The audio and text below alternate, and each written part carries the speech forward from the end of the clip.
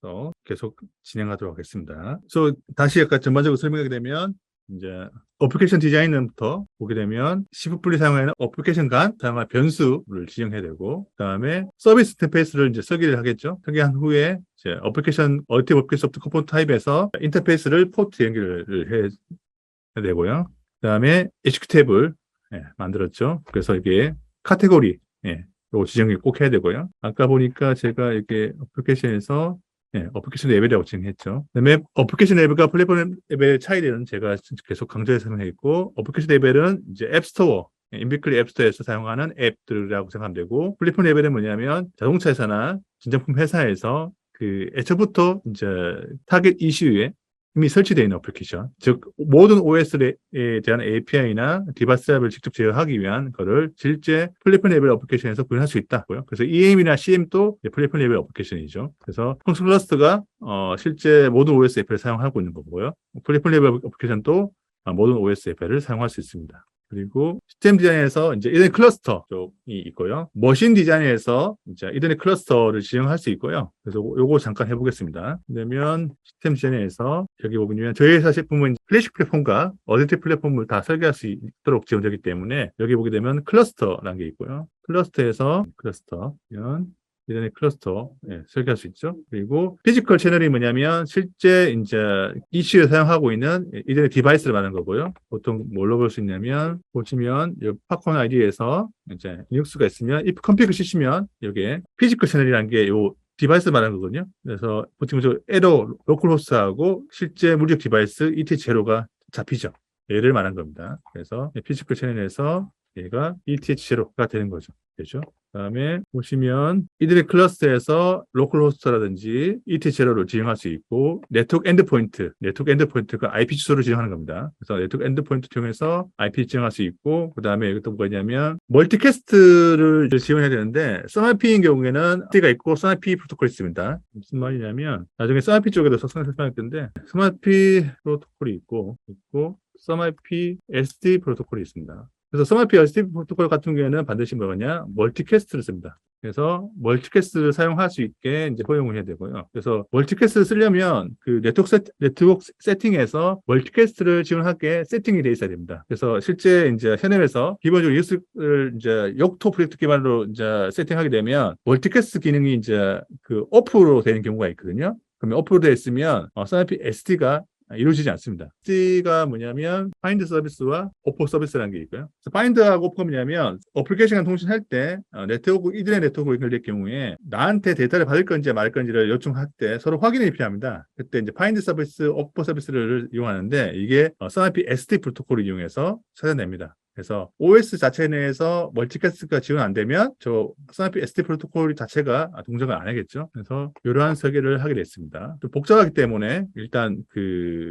설명을 하겠고요. 머신 디자인 있고요. 머신은 아까 설명했듯이 이제 하나의 이제 포직스 OS 위에 올라가는 이제 를 말하는 거고, 그 안에 프로세스 투 머신 매핑을 통해서 이 머신에 들어갈 어플리케이션을 지정할 수가 있겠죠. 그래서 아까 이 머신 설계에서 트러스트 플랫폼 지정이 있는데 여기 보면 스틱 모드랑 모니터 모드랑인데 인증이 실패하면 실행 파일은 동작되지 않는다는 게 있는데, 이게 이제 각각 이제 EM에서 인증 처리를 요구할 수 있고요. 어플리케이션 쪽에 그런 기능을 지원하는 EM이 존재할 경우에 이러한 세팅을 지정해서 그 어플리케이션 실행의 제약사항을 둘 수 있습니다. 근데 이게 이제 여기서 세팅한다고 해서 반영되는 게 아니고요. EM을 여기 세팅에 맞게 지원을 하게 개발해야 됩니다. 그리고 프로세스에 어떤 콜을 쓸 거냐 또 이렇게 지정하고 있고요. 그리고 이제부터 중요한 내용인데, 머신을 설계해보게 되면 뭐가 있냐면 머신에 설계할 때 리소스 그룹이라는 설계가 있습니다. 리소스 그룹. 이제 해볼 건데 뭐냐면 어플리케이션을 동작할 때 그 어플리케이션이 시작 전에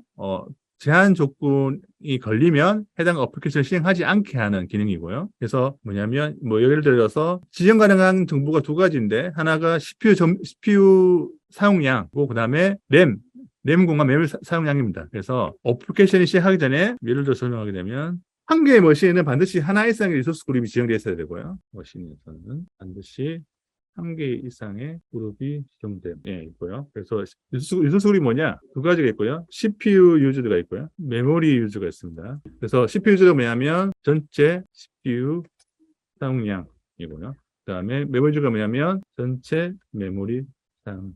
사용량인데 만약 리소스 그룹에서 CPU 사용량이 70% 증가하고 그다음에 메모리 사용량이 40MB로 된 경우에 만약에 이 어플리케이션이 시작 전에 이게 이제 엔드로 해당 조건 이상이 되면 A가 실행 안 됩니다. 이게 왜 필요하냐면 각각의 어플리케이션마다 어플리케이션 동작을 하기 전에 CPU 사용량과 메모리 사용량을 확인한 다음에 특정 요구사항의 이상, 그러니까 CPU 사용량이 70% 초과하거나 혹은 메모리 사용이 혹은 메모리 사용이 40메가가 초과 사용되어 있으면 그 후에 해당하는 AI는 실행 못하게 막아버리는 거죠. 왜냐하면 이 어댑티브 어플리케이션은 제어용 어플리케이션이기 때문에 CPU의 사용량이 많아지면 느려질 수밖에 없습니다. 그래서 실시간성이 보장 안 되기 때문에 그러한 정보를 이제 입력하는 거고, 만약 리소스 그룹에서 이 값이 이제 아무런 값도 지정이 안 됐으면 아무런 값도 입력을 안 할 수 있거든요. 네. 어떤 값도 지정이 안 했으면 이 어플리케이션 시행할 때 제약사항이 없는 거죠. 없음. 그래서 둘 다 값이 지정 안 됐으면 어플리케이션 시행할 때 제약사항이 없는 겁니다. 그래서 보통 개발 과정에는 리소스 그룹을 지정을 하지만 CPU 사용량과 메모리 사용량을 입력하지 않는다. 예. 보통 이제 메모리 사용량이 전체 사용량 60%가 넘어가게 되면 양산 실패입니다. 양산 실패. 혹은 CPU 양산 기준이 1개 이상의 A가 중에 점유율이 초과인 경우 양산 실패. 그리고 메모리 양의 60%이면 양산 실패입니다.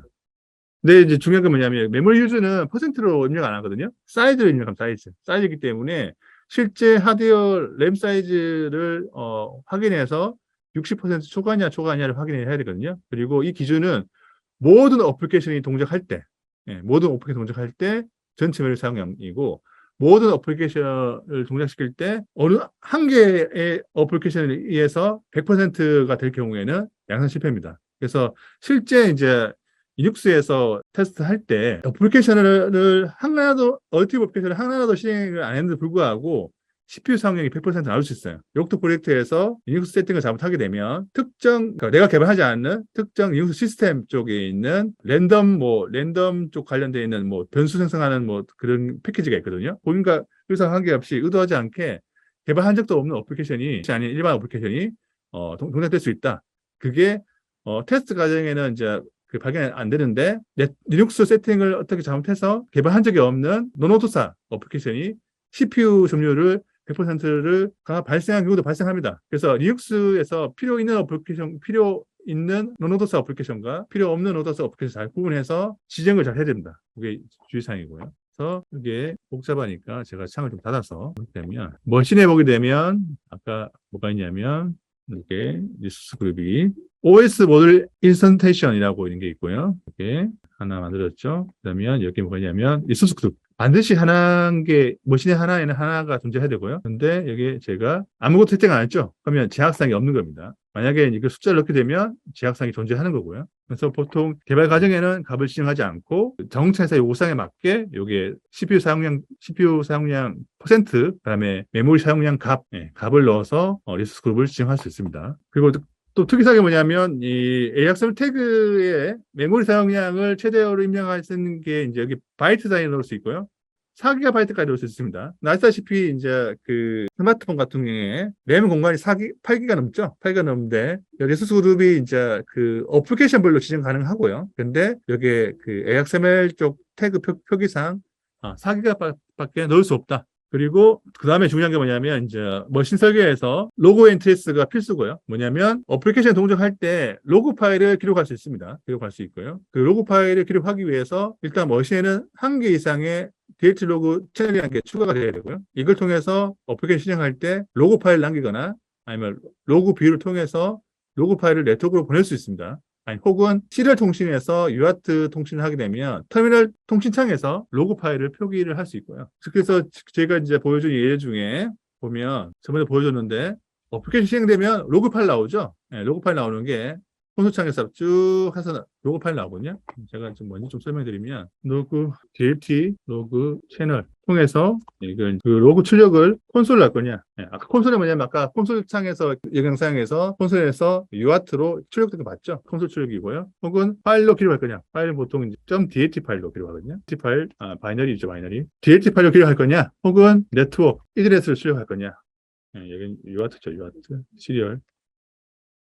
이렇게 출력할 수 있습니다. 그리고 출력할 때 기본 정보만 할 거냐 아니면 상세하게 할 거냐도 지정할 수 있고요. 그래서 여기에 로그 앤 트레이스를 하게 되어 있고요. 그래서 OS 모듈 인스턴스에서 여기 오면 non OS 모듈 인스턴테이션 로그 앤 트레이스가 있고요. 반드시 한 개 이상 존재를 해야 되고요. 그래서 보게 되면 이런 식으로 작성을 할 수 있습니다. 그래서 뭐 CM 쪽 설정이 복잡한데 일단 요거는 이제 그 전체 엑셀 파일 작성된 거 보고 제가 좀 설명드릴게요. 필요하다. 채널에서 CM 정보 그리고 모드 값을 콘솔로 하겠다. 이런 식으로 얘가 보게 되면 이런 식으로 작성할 수 있고요. 그래서 채널 이런 식으로 작성할 수 있거든요. 네, 이런 식으로. 요게 필요하다. 이거요. 그래서 일반적으로 이제 무에서 유료 작성하지 않기 때문에 작성되어 있는 그 예제 엑셀을 보고 여러분이, 수정하거나 추가하시면 됩니다. 네, 무에서 유료 작성한 경우는 거의 없습니다. 네, 교육이기 때문에 제가 설명하는 거고요. 그리고 만약에 이제 그 예제가 궁금하게 되면 저희가 이제 강의적에 배포한 파라 쪽 이제 샘플 예제에 컴퓨터 베이직 쪽에 AXM 파일을 첨부하시면 되고요. 보여주면 복사를 하면 아까 머신 디자인 보게 되면 여기는 작성이 다 되어 있거든요. 그래서 머신에 보게 되면 이런 식으로 작성이 되어 있습니다. 그래서 컴퓨터 IP 베이직에 대한 샘플을 제가 하는 AXM 파일 예제를 보고 숙지를 하시면 되고요. 그리고 작성하실 때 무에서 유로로 하지 마시고 예제 엑셀 파일을 가지고 수동 편집한 형태로 작업을 해 보시기 바랍니다. 그리고 여기 보게 되면 그래서 이런 식으로 컨솔이하고 파일로 해서 지정해서 작성이 가능하고요. 특히 이제 하나 또 보여드리게 되면 여기 그 로그인 트레이스 모드가 이제 파일로 진행될 경우 파일로 그게 뭐 필요하냐면 로그 테스트 파일 패스를 넣어줘야 됩니다. 그러니까 보통 이제 실제 테스트가 들어가게 되면 콘솔 출력을 보기도 하지만 장시간 동안 이슈를 켜놓은 다음에 뭐 한 3일 동안 이슈를 켜놓은 다음에 어플리케이션이 이제 CPU 사용량이나 메모리 사용량을 초과하지 않고 이 검증이 필요하고 실제 클래식 플랫폼으로 구현된 이슈랑 어디 플랫폼으로 구현된 이슈를 붙여가지고 실차해서 한 일주일 동안 계속 돌려서 결함이 없는지, 성능이 제대로 나오는지를 확인할 때, 콘솔로 출력되는 거를 사용자로 계속 볼 수 없기 때문에 파일로 저장된 거를 보고 찾고 거기 내용에 에러가 없는지를 확인해서 검증을 하기 때문에 로그 트레이스 보드가 이 파일이 필요하고요. 보통 이제 EMCM을 놓지 않고 개발자가 개발한 어택 어플리케이션에 대해서 이 파일로 지정해서 확인을 합니다. 그때 중요사항이 뭐냐면 로그 트레이스에 파일 패스를 넣어야 된다. 이 파일명으로 혹시 DLT 파일이 만들어지는 거죠. 그래서 주의사항이 뭐냐면 DLT 로그 트레이스에서 실제 테스트 할 때 내가 만든 어댑티브 어플리케이션에 대해서 로그 트레이스 로그 모드를 파일을 해서 파일 패스를 파일명을 넣어야 합니다. 이게 주의사항이고요. 그래서 이제 뭐 AI를 이제 자동차 이슈 내에서 썸IP로 차량 데이터가 들어오게 되면 AI가 학습하겠죠. 학습한 다음에 AI가 백악값을 출력하겠죠. 그때 이제 장시간이 필요하기 때문에 장시간 동안 콘솔 출력된 것만 확인이 불가능하기 때문에 파일로 로그 파일을 기록해서 나중에 시간이 지난 다음에 파일을 다운받아 가지고 값을 확인할 수 있겠죠. 그래서 이게 필요합니다. 그래서 실제 이제 DLT 파일을 좀 보여주면 예제 DLT 파일 보여줄 건데 제가 DLT 파일을 한번 보여주면 DLT 파일인데 이런 식으로 DLT 파일이 보여집니다. 보게 되면 이제 에러가 발생하게 되면 지금 현재 저희 팝콘 RE에서 DLT 파일을 보여주는 VS 코드 익스텐션이 설치되어 있고요. DLT 파일을 보게 되면 이런 식으로 이제 DLT 에러를 볼 수가 있겠죠. F1 키를 누르시면 오픈 DLT 파일이라는 게 있고요. 예를 들어서 DLT 파일을 열면 그 에러 부분이 이 빨간색 나오죠. 그래서 지금 뭐가 있냐면 지금 요 예전에 뭐냐면 오픈 서비스 파이널 서비스가 안 되는 거거든요. 그래서 어떻게 되냐면 그 해당 OS에서 멀티캐스트 사용 허용을 안 했기 때문에 파이낸스 서비스가 정상 동작을 안 하거든요. 그래서 이러한 걸 가지고 정확하게 문제의 원인을 파악할 수 있습니다. 로그 파일이 콘솔로도 볼 수 있지만 콘솔은 이제 빨리 지나가기 때문에 일일이 확인이 어렵고요. 그래서 DLT 로그 파일을 가지고 지금 어드티브 어플리케이션에서 지금 뭐가 문제인지를 확인할 수가 있는 거죠. 쉽게 설명하게 되면 이제 그 타겟 보드에서 리눅스나 이제 QNX에서 OS 자체에서 멀티캐스트를 허용을 할 수 있는 세팅이 안 돼 있으면 내가 실제 결함이 없는 정상 동작하는 어드티브 어플리케이션을 개발했다 하더라도 통신이 안 될 수 있어요. 그럼 안 되면 이제 레코딩 잘못이 아닌데 안 된다는 거죠. 그러면 로그 파일에서 뭐가 문제인지 확인하게 되고 멀티캐스트가 안 되면 이제 OS 세팅에서 안 되는 멀티캐스트 허용 가능하게 세팅을 바꿔야겠죠. 예, 이건 코딩 쪽이 아니죠. 하나 있고 최근에 저희 회사도 할 건 뭐냐면 QX 7.1에 저희 회사가 이제 그 CM하고 EM이 있는데 보통 이제 CM, EM을 이제 구현할 때 뭐가 있냐면 저희 회사 제품 같은 경우는 CM하고 EM의 경우 OS API로 그 IPC 통신 구현을 UDS, 유닉스 도메인 소켓을 이용해서 소켓 파일을 이용한 IPC 통신을 구현이 되어 있었어요, 구현. 네, 그래서 이제, 왜냐면 이제 나중에 또 돌아가겠지만, EM에서 이제 AA 실행할 때, 이제 EM에서 AA 실행하려면 서로 데이터를 주고받아야겠죠? 실행해도 되냐? 해도 되냐? 안 해도 되냐에 대해서 exec API 통해서 이제 EM하고 통신하는데 이때 이제 IPC 통신을 쓰거든요. 그래서 유닉스 도메인 소켓 쪽이 있는데 QX에서 어떤 이슈가 있었냐면 시큐리티 폴리시를 QX 첼스에 적용을 한 거죠. 원래 이제 실제 이제 개발 과정에서는 시큐리티 폴리시를 이제 지정하지 않고 개발하는데 시큐리티 폴리시 중에 어떤 게 있냐면 특정 경로에서만 소켓 파일을 허용을 했다는 거죠. 특정 경로에만 소켓 파일을 생성할 수 있다는 거죠. 그러니까 저희가 만든 애플리케이션이 개발자가 특정 폴더로 만드는데 그 경로에서는 소켓 파일 생성이 허용이 안 되는 거죠. 그러니까 쉽게 설명하면 뭐냐면 어티브 어플리케이션은 정상적으로 개발했는데 OS에서 소켓 파일 사용에 대한 허용이 시큐리티 폴리시에서 금지돼 버리면 어티브 어플리케이션 정상 동작 안 한다는 거죠. 그러면 이제 이 사항을 파악하기 위해서 코딩 쪽에는 이슈가 없는데 OS 정책에 의해서 내가 만든 어플리케이션이 이 정상 동작을 안 한다는 거죠. 이걸 발견하려면 로그 파일을 확인할 수밖에 없습니다. 그래서 OS 세팅에서 이러한 부분이 있는지 없는지를 파악해서 확인하려면 이 소켓 그 로그 파일로 기록해서 볼 수밖에 없다. 그래서 로그 파일이 상당히 중요하다. 개발 과정에서 그 내용이고요. 그래서 이렇게 보게 되면 파일로 기록할 경우에는 반드시 이렇게 되고 실제 이제 파일에서 시작하게 되면 이 파일은 이런 형태로 저희 회사 제품에 있는 규칙이 파라루트의 하위에 바 폴더의 로그스의 파일이 이 파일 프록시 데이터 파일이라는 게 생성되게 지정되어 있습니다. 그래서 요거로 로그 파일 데이터 파일을 확인할 수 있겠습니다. 그리고 아까 여기 되겠는데 제가 아까 설계를 할 때 그 펑션 그룹에서 그 머신 FG가 있는데 펑션 그룹에서 FG가 있는데 제가 아까 보게 되면 아까 샘플에서 제가 뭘로 했는데 머신 FG 언더바가 아니고 FG입니다. FG. 여기 FG 머신 FG 여기도 보면 FG도 돼 있죠. 무슨 말이냐면 어드티 플랫폼 R20-11 표준에 의해서 그 머신이 사용할 펑션 그룹의 숏네임 저기 이름은 반드시 뭐로 되냐 머신 FG로 돼 있어야 되고요. 그래서 제가 보게 되면 아까 언더바 넣었죠. 언더바 넣으시면 안 되고요.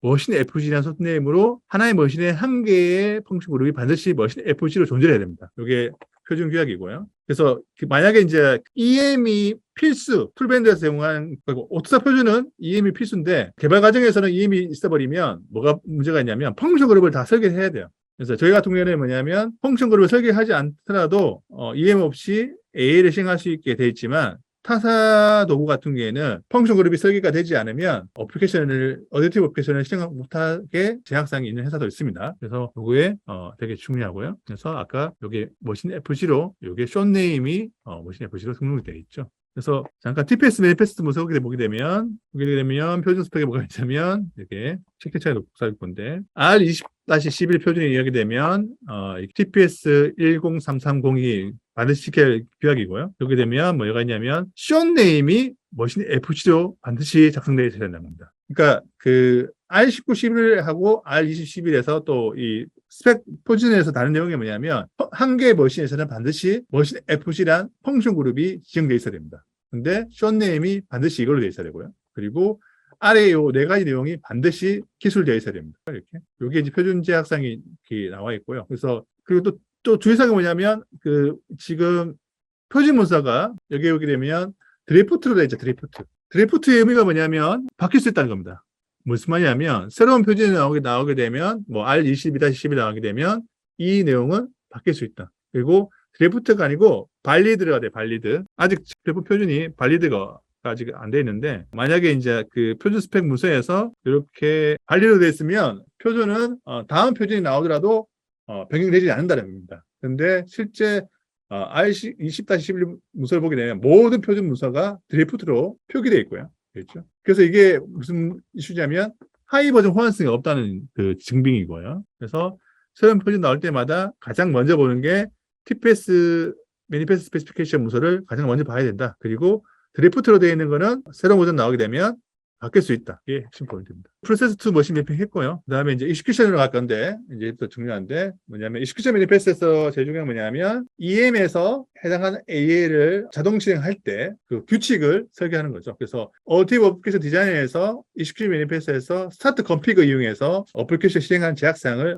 설계하고, 이 제약사항대로 EM이 어플리케이션을 자동 실행합니다. 그래서 스케줄러도 선택할 건데, 다시 들어오게 되면, 요즘 문서에 뭐라고 되어 있냐면, 어택티브 어플리케이션 디자이너에서 진짜 익스큐션 매니페스트에서 스타트 컴피그를 지정해야 되고요. 그래서 디자인에서 여기에 스타트 컴피그가 있죠. 그래서 스타트 컴피그, 스타트 컴피그를 지정하게 되면 뭐냐면 내가 만든 어플리케이션에 대한 동작 기준에 대해서 기술하는 겁니다. 그래서 아까 작성했던 ADAS 있고요. 그다음에 또 뭐가 있냐면 스케줄링 폴리시.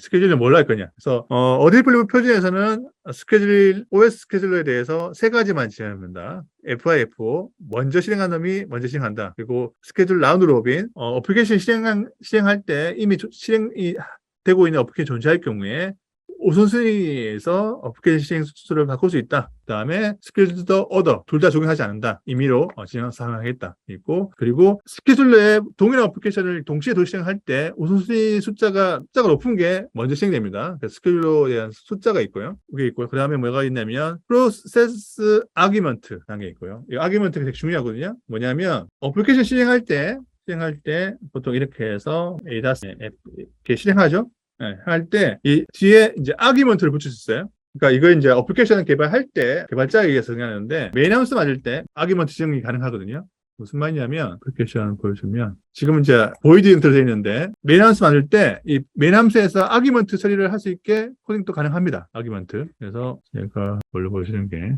네, 이렇게 메인하우스에서 여기 아규먼트에 대한 밸류를 넣을 수 있어요. 무슨 말이냐면 여기 우리가 일반적으로 리눅스 명령어를 쓰면 실제 보면 이제 이 리눅스에서 이제 ls 명령어가 있으면 이 뒤에 명령어 파라미터를 아규먼트를 넣을 수 있거든요. 아규먼트. 이게 프로세스 아규먼트입니다. 그러니까 어플리케이션 실행할 때 어플리케이션에서 파라미터 값 아규먼트를 넣을 거냐 말 거냐 또 지정할 수 있고요. 그래서 뭐 어플리케이션 실행할 때 카메라가 12개인데 2개의 카메라만 있고 싶다. 아니면 1개의 카메라만 있고 싶다. 그러니까 특정 어플리케이션에 대해서 테스트할 때 패턴을 넣을 수 있거든요. 그때 아규먼트 쓸 수 있거든요. 그때 아규먼트를 만약에 쓰고 싶을 때는 반드시 프로세스 아규먼트를 추가를 해야 됩니다. 추가를 해야 되고요. 파일에 옵션. 그러니까 실행 파일에 실행 옵션을 넣을 경우에는 프로세스 아규먼트를 반드시 해야 되고요. 또 뭐가 있냐면 environment variable 있어요. 이게 뭐냐면 환경 변수. 무슨 말이냐면 자바를 실행시키려면 자바 SDK가 패스가 지정되어 있어야 돼요. 그러면 그 패스 지정이 필요한 경우에는 패스를 넣어줘야 되거든요. 그래서 어플리케이션을 실행하기 전에 EM에서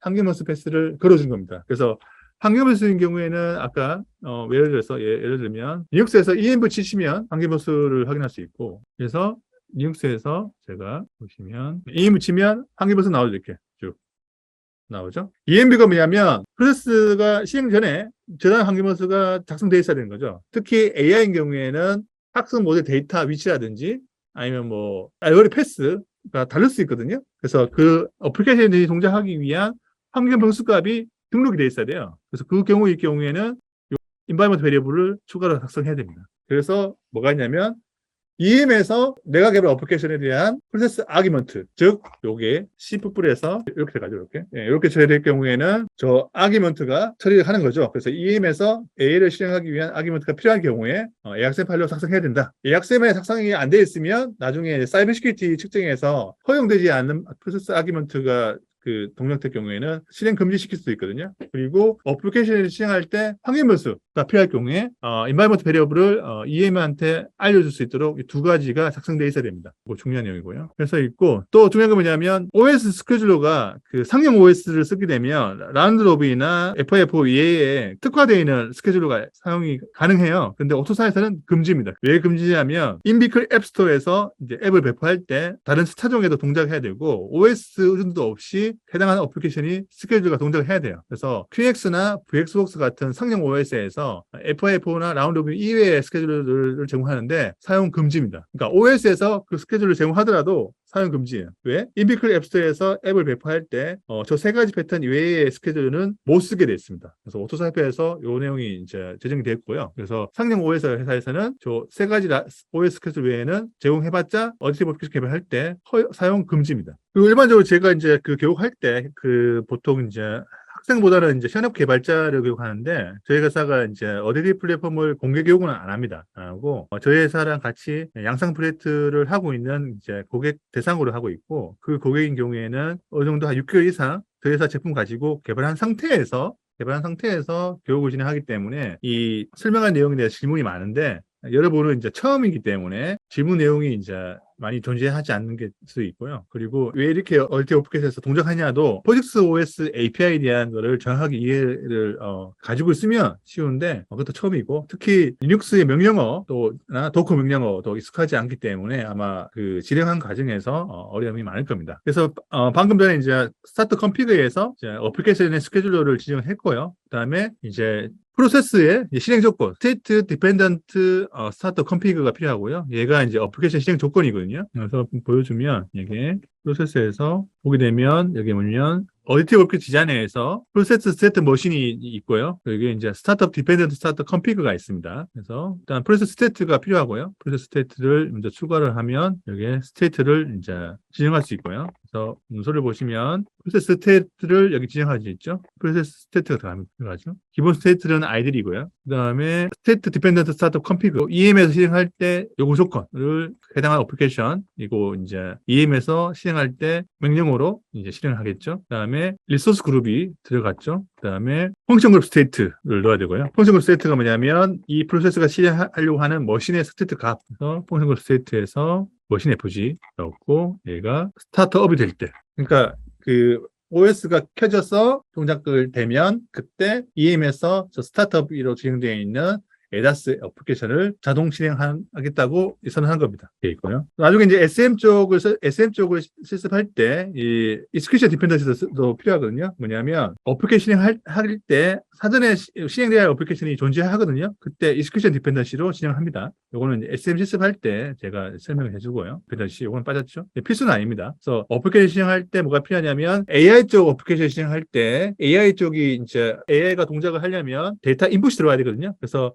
AI에 필요한 그 인풋 데이터를 보내주는 이제 프록시 스켈레톤 어플리케이션이 존재하는 거고 스켈레톤 어플리케이션이 AI 어플리케이션한테 데이터를 보내줘야지 AI가 이런 데이터를 받아서 결과값을 출력하겠죠. 무슨 말이냐면 보통 이제 어댑티브 어플리케이션에서 뭐가 있냐면 제가 좀 설명해주면 내가 이제 AI를 하나 만들었어요. BMS 쪽 AI고 얘가 뭐냐면 배터리 충전 관리하는 AI고요. 배터리 충전 관리하려면 이제 배터리 상태값 그걸 받아야겠죠. 스켈레톤 AI가 이 BMS AI 쪽으로 AI 데이터를 보내겠죠. 그다음에 AI가 끝나면 재용 AI 데이터가 출력되겠죠. 그때 이제 프록시 AI가 받아서 처리하겠죠. 그래서 이 BMS AI가 동작하려면 AI 관련 데이터가 미리 받아주는 보낼 데이터를 이게 있고 처리 보내기.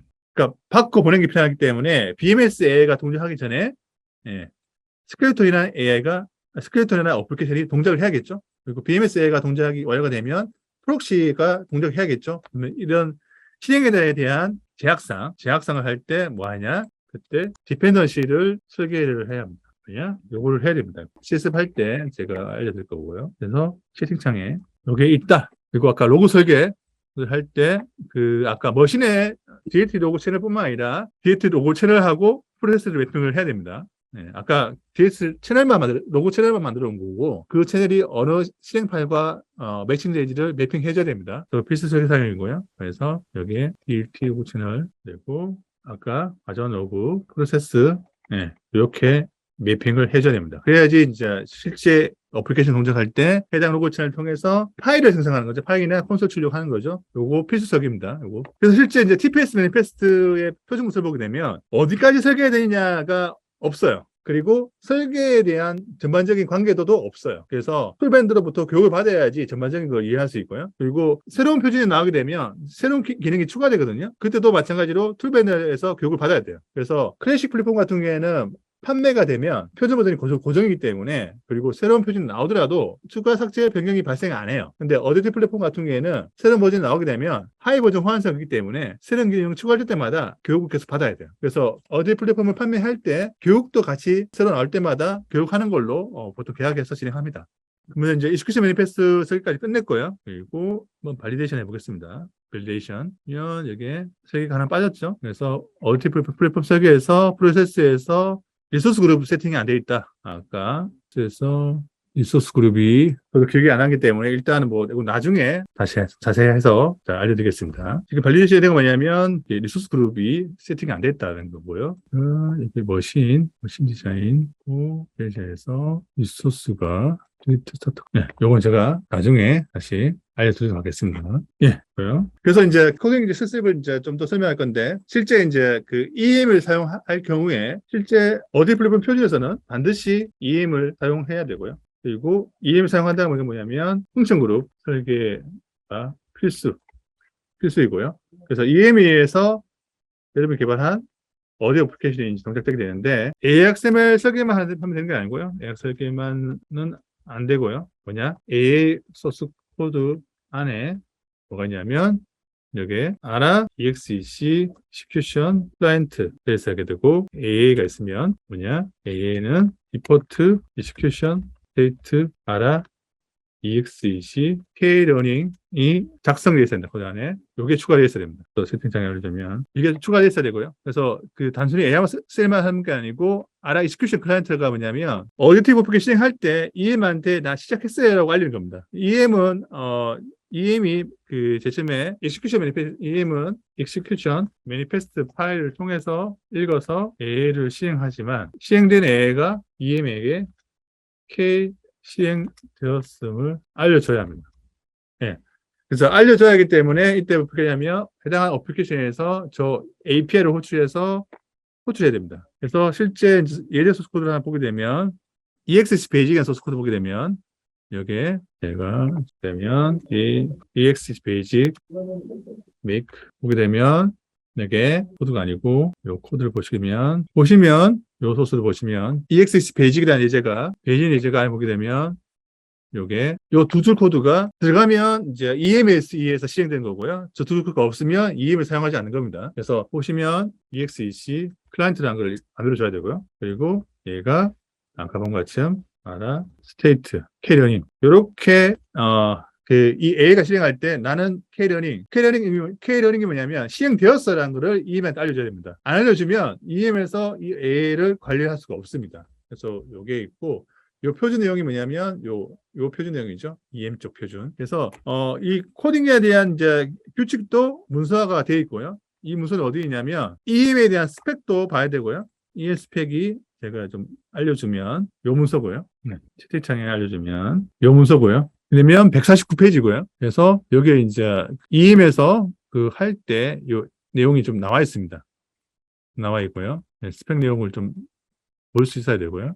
근데 이게 친절하게 나와 있지 않습니다. 그래서 EM에서 동작을 하려면 소스 코드에서 K-learning 여기 오게 되면 여기 표준에 뭐가 나있냐면 이렇게 나왔거든요. 채팅창에. 그러니까 뭐냐면 어플리케이션은 반드시 EM한테 손으로 코딩해서 내가 시작했어요라고 알려줘야 된다. 라는 내용이고요. 보시면 바와 같이 이제 친절하게 알려주지 않거든요. 문서 내용이 친절하지 않습니다. 그래서 K-learning 걸 알려서 리포팅 해야 된다고만 되어 있지 자세한 예제가 나와 있지 않아요. 근데 표준에서는 이제 이 어디 플랫폼 표준 활동하면서 이런 내용을 정리를 하는 거고요. 그래서 이걸 해줘야 된다. 또 뭐가 있냐면 어플리케이션 쪽에 시작할 때 아라코 이니셜라이즈 그다음에 아라코 디이니셜라이제이션 해가지고 어디 어플리케이션 초기화와 그다음에 종료할 때 이제 DINIT 해서 종료 처리도 해야 되거든요. 이것도 필수도 갑니다.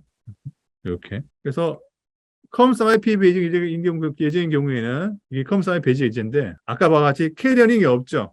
예. 그러니까 얘 같은 경우에는 컴사이 베이징 예제 같은 경우에는 EM 없이 CM만 실행해서 어플리케이션에 그 사이피 송수 수행이 가능하거든요. 필요하고요. 그래서 그 어디티브 어플리케이션은 개발할 때 자유도가 높지만 개발에 대한 제약사항에 대한 게 표준화해서 존재한다. 그래서 특히 이제 R19인 경우에는 K-러닝뿐만 아니라 K-터미네이팅도 해야 돼요. 뭐냐면 내가 어플리케이션 종료하겠다고 어플리케이션이 그 종료할 때 EM한테 알려주게 되어 있습니다. 그런데 R21부터는 K-터미네이팅을 사용하지 않습니다. 그러니까 알 필요 없다는 거죠. EM에서 종료하기 때문에 그 어플리케이션이 종료 시작하겠습니다는 그 처리를 EM에서 받아볼 필요 없다는 거죠. 그리고 또 CM에도 이제 CM이 중요한데 뭐냐면 EM에 의해서 이제 어플리케이션 종료할 때 그 뭐가 중요하냐면 SMIP를 쓰고 있는 AA가 존재할 경우에 SMIP를 쓰고 있는 AA보다 CM이 먼저 시작을 먼저 해야 돼요. 그러면 스타트 컨피그 세팅에서 CM이 다른 어플리케이션보다 먼저 시행하려면 EA 입장에는 우선순위로 보고 시행할 수밖에 없어요. 그렇기 때문에 AXML 상에서 CM이 다른 어플리케이션보다 우선순위 높게 해서 해야지 동작이 됩니다. 이게 좀 중요한데 EM은 이제 OS 부팅할 때 쉘 스크립트나 여러 가지 리눅스 서비스에 등록해서 EM을 시행할 수 있고요. EM에서 이제 CM을 먼저 시행할 거냐, 아니면 스켈레톤, 프록시 순위로 시행 수술을 하고 싶대. 이때 주의사항은 뭐냐면 스켈레톤하고 CM하고 둘 중에 뭐가 먼저 시행하려고가 판별하려면 CM의 우선순위를 높게 줘야지 스켈레톤하고 프록시보다 얘가 먼저 시행됩니다. 그래서 EM을 통해서 시행하려면 우선순위를 높게 줘야 된다. 이게 핵심 포인트고요. 그래서 EM 없이 시행하려면 이렇게 시행할 수 있죠. 여기 이제 EM이 있는 경우 EM으로 시행할 반드시 CM은 그래서 그 EM 없이 시행한 거는 팝콘사 제품을 지원하기 때문에 EM 없이 하는 거고 대부분 다른 벡터 회사라든지 이타스라든지 이런 회사 같은 경우에는 EM 없이는 AA를 시행할 수 없어요. 근데 저희 회사는 개발 과정의 편리성을 위해서 EM 없이 콘솔 터미널에서 수작업으로 시행 가능하게 제공하고 있고요. 그래서 EM 없고 있고 차이가 뭐냐면 EM이 있을 경우에는 뭐가 필요하냐? 스타트업 컨피그 설계와 그다음에 펑션 그룹 스타트업 설계를 반드시 해야 하죠. EM이 있을 경우에는. EM 없을 경우에는 저 설계를 생략이 가능하다. 그 내용입니다. 그리고요. 그다음에 그래서 이게 얘가 뭐냐면 이제 어플리케이션이 이제 그 4개가 시행되는데 CM한테 우선순위를 줘서 EM 시행하자마자 CM을 시행시켜 주는 거고, 그다음에 다른 어플리케이션을 시행할 때 실행의 우선순위를 디펜던시 줘서 해당하는 어플리케이션이 이제 그러니까 뭐냐면 쌍표를 쓰려면 이게 예제가 프로바이드 컨슈머인데 프로바이드 어플리케이션이 쌍표를 쓰려면 CM이 먼저 동작해야 되겠죠. 그래서 CM이 먼저 동작돼 있어야 한다는 의미가 뭐냐 하려면 Execution Dependency에서 V 프로바이더를 시행하려면 CM이 이미 러닝 상태로 되어 있어야 한다. 그리고 CM이 러닝되는 상태로 확인하려면 CM 코드에서 K-러닝이라는 것을 EM한테 알려줘야겠죠. 그래서 이렇게 디펜던시 줘서 어플리케이션 수수를 정할 수 있습니다. 그리고 복잡한 경우에는 이렇게 시행 우선순위에 대한 걸 줄 수 있다. 그런 의미고요. 무슨 말이냐면 지금 예제를 보게 되면 이렇게 시행하고 싶다. EM이 시행한 다음에 CM 시행한 다음에 스켈레톤 시행한 다음에 프록시 가려면 스켈레톤에서 그 execution depend에서 CM이 지정돼야 되고 프록시 같은 경우에는 그러니까 K-러닝 이렇게 설계를 해야 된다는 거죠. EM에서 시행할 경우에. 그래서 채팅창에 알려주면 이렇게 설계해야 되는 거죠. 그러니까 EM을 이제 쓰려면 execution dependency도 설계 다 해야 돼요. 근데 EM 없이 하려면 저 설계가 필요 없죠. 그래서 개발 과정에서 실행 순서를 설계한 대로 EM을 실행한다. 근데 EM을 실행하기 위해서는 추가 설계가 필요하다. 근데 여기서 중요한 건 뭐냐면 어플리케이션 검증이 안 된 상태에서 오동작 발생할 수 있는데 그게 검증 안 된 상태에서 EM을 필수로 지정해버리면 EM 실행하기 위한 추가 설계가 들어간다는 거죠. 얘는 어플리케이션에 대한 검증과 관계없는 거죠. 그래서 어플리케이션 검증 끝난 다음에 EM을 반영하기 때문에 저희 회사 같은 경우에는 EM 없이 위에 추가 설계 필요 없이 바로 터미널에서 수작업으로 실행이 가능합니다. 그리고 일단 다음 단계는 보기 전에 자, 그럼 제가 이제 그 EM이 반영되어 있는 SM 드라이버 예제를 한번 실행시켜 볼게요. 제가 이제 여러분한테 제가 한번 예시 한번 보여드릴게요. 일단 SM 드라이브 쪽 일단 한번 실행 시켜보고 제가 설명해 다시 드릴게요. 클리어. 그래서 설명드리면 일단 제가 만든 피처 이슈 다시 종료시키고 아무것도 없는 상태에서 다시 해볼게요. 먼저 가상제어기를 한번 시행해 볼게요. 제가 하나 시행시키고 존재해서 좀 이름 짧게 해서 시행시켰죠. 그 다음에 피처 이슈로 했고 여기다가 제가 뭐 할 거냐면 도커 cp 명령에 의해서 cd워크에 그 예제 파일을 제가 복사해 뒀고요. 여러분 예제 파일 복사하려면 채팅창에 요거 쓰시면 되고요. 패스워드는 제가 채팅창에 알려줬습니다. 그래서 도커 cp SM 드라이브 이슈에 홈폴더에 복사했고요. 그 다음에 도커 exec -it dash 맞죠? 그럼 홈폴더에 아까 그 SM 드라이브 예제가 있고요. 홈과 같이 이렇게 접속해서 PD 홈에 가서 제가 압축을 풀었죠. 여러분의 계정으로 접속해서 하면 됩니다.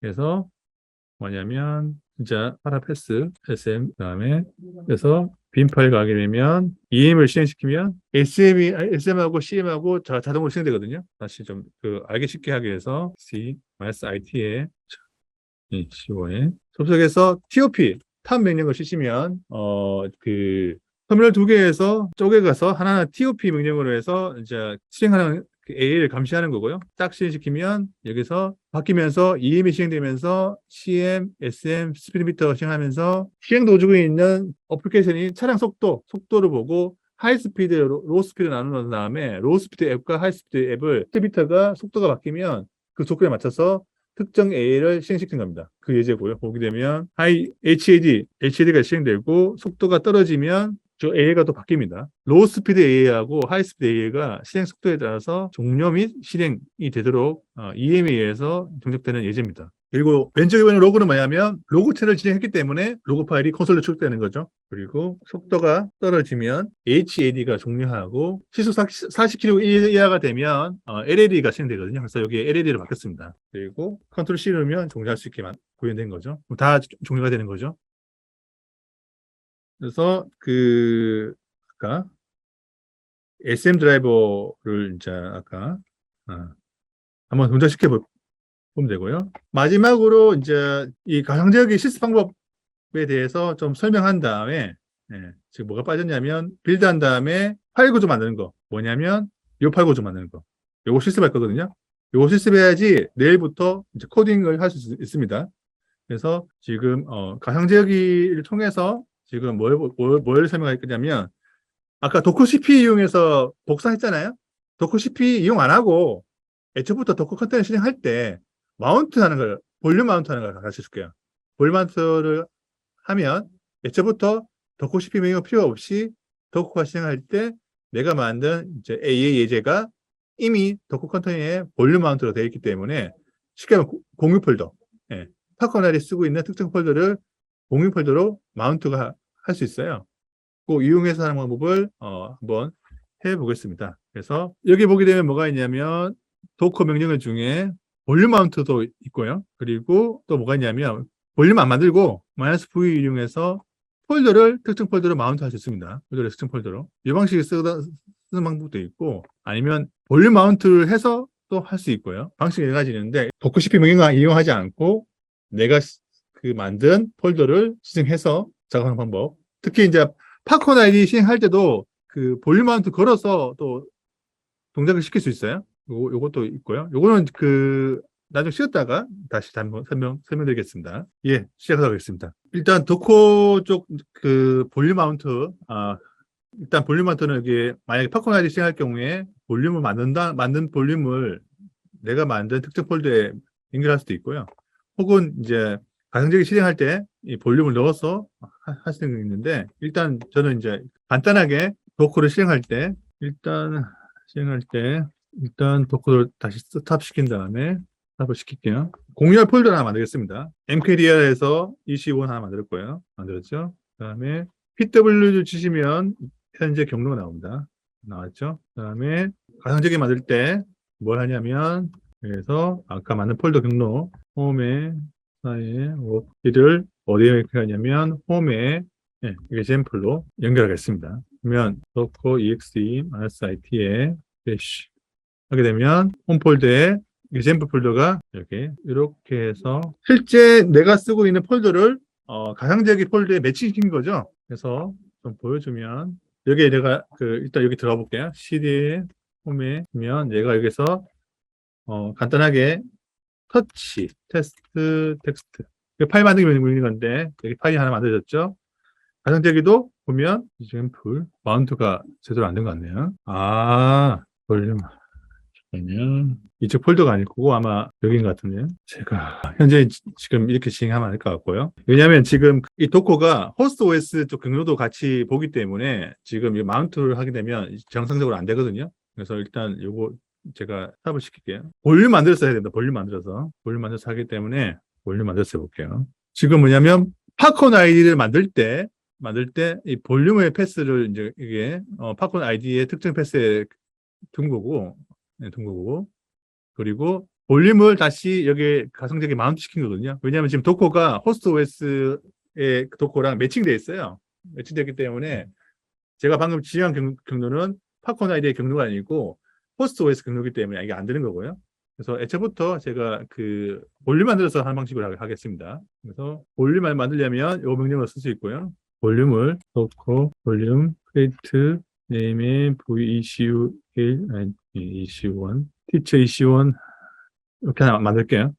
도커 볼륨 빼기가 맞았거든요. 빼기가 볼륨 하나 만들었죠. 네, 만들었고 맨 처음에 제가 팝콘 아이디를 로딩할 때 볼륨을 넣지 않았기 때문에 어떻게 할 거냐면 제가 만들 때 어떻게 했냐면 teacher 이렇게 만들었고 여기다가 뭐냐면 위에 제가 이렇게 볼륨 하나 만들었고 볼륨을 홈에 그러니까 뭐냐면 팝콘을 맨 처음에 시작시킬 때 제가 V20 이렇게 해서 제가 지금 만들어 볼게요. 지금 아이디 하나 더 만든 거거든요. 그래서 제가 아이디를 만든 것 중에 제가 또 하나 더 만들었는데 여기 좀 떠 있네요. 여기 요거 하나 만들었거든요. 요거로 하나 열어볼게요. 보게 되면 보신 바와 같이 여기 VC1이 하나 만들어졌거든요. 볼륨으로 보이시나요? VCU 여기 보게 되면 여기 보면 CD ECU 지금 방금 채팅창에 알려줄 건데 여러분도 이렇게 나중에 이제 만들 수 있는데 지금 요거 예고에 아까 강의자료 있는 거 그리고 이런 식으로 만든 거거든요. 팝콘 아이디 하나 더 만든 거예요. 제 전용으로 가상제기가 연결되어 있는 거.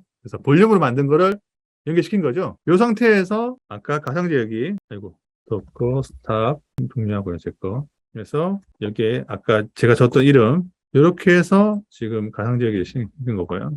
채팅창에 넣어놓고요. 그래서 지금 도커 exec-it에 배시 하게 되면 홈에 exam 폴더가 만들어졌죠. 그리고 내가 여기서 이 폴더에서 테스트를 만들면 퍼미션이 문제군요. 퍼미션이 루트라서 안 되고요. 퍼미션 바꿀게요. CHOWM 이게 왜 안 되지? 제가 동작시킬 때 명령을 잘못 입력했네요. 제가 여기 오타가 있거든요. 동작시킬게요. 제가 기동할 때 명령을 잠줬고요. 볼륨을 vteacher 21 여기 오타가 뭐냐면 여기 V자 뒤에 한 칸 넣어야 되는데 V를 이렇게 제가 잘못 입력했고요. 네. 다시 진행할게요. 일단 다시 할게요. 다시 할게요. 이렇게 올크 폴더 밑에다가 만들었고요. 그러면 이제 고난이 루트로 됐거든요. 요거 바꿔줘야 되고요. 제가 엉뚱하게 종료시켰네요. 다시 할게요. 죄송합니다. 아까 고난 그대로 존재하고요. 그 다음에 아까 가상제어기 그래서 mkdir today 만들면 이게 폴더 만들어진 거 보이시나요? 이거 좀 보기 쉽게 보시면 v21 mkdir root 만들면 여기에 폴더가 추가되죠. 이런 식으로 이제 팝콘 아이디에 만든 볼륨 마운트한 도커 이미지를 가상제기로 붙일 수 있습니다. 이렇게 해서 하면 내가 실제 이제 예제 파일을 도커 CPU 명령 필요 없이 내가 여기 이슈에 복사하면 이 파일이 실제 여기 들어가죠. 그래서 도커 CPU 명령 필요 없이 도커 볼륨 이용하게 되면 이렇게 파일을 쉽게 도커 CPU 명령 필요 없이 이동할 수 있다. 이동할 수 있는 핵심 포인트고요. 요거 사용하시면 가상제기를 이렇게 만들더라도 하나의 볼륨에 연결할 수 있고 그리고 이제 볼륨 자체를 백업할 때 할 수 있거든요.